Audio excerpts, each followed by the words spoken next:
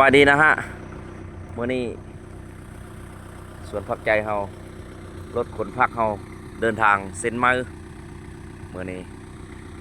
ผู้ค้าก็บ่เคยมาจักเทื่อทางเส้นนี้ลองเบิ่งหากก็เคยมาหากก็เคยเห็นเพราะว่าได้มาทางนี้ประจำเราลองใส่ทางลัดลองเบิ่งทางลัดอันบ้านห้วยอีเลิศซอดออกเมืองสร้างทองเขาไปอันอำเภอปากชนจังหวัดเลยบ่ไกลแล้วบัดนี้ใช้เส้นทางนี้ก็ได้ทางป้าเขาเจ้าเฮ็ดกำลังบักคักๆเว้ยรถคนพักเฮามื้อนี้คายพักคายมีหมดแล้วก็คนขี่กลับบัดนี้คนขี่กลับเมื่อใส่พืชใส่ผักเฮาพืชผักเฮากำลังช่วงนี้กำลังผลิต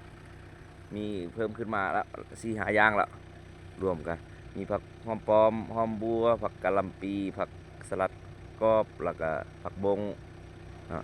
แล้วก็จะมีหลายๆอั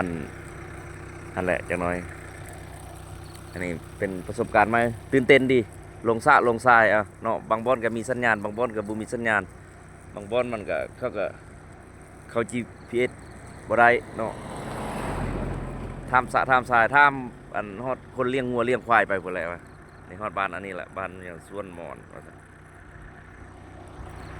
ถือว่าเป็นเส้นทางไหมพวกข้าก็เคยมาครั้งแรกตื่นเต้นดีลงทางนะ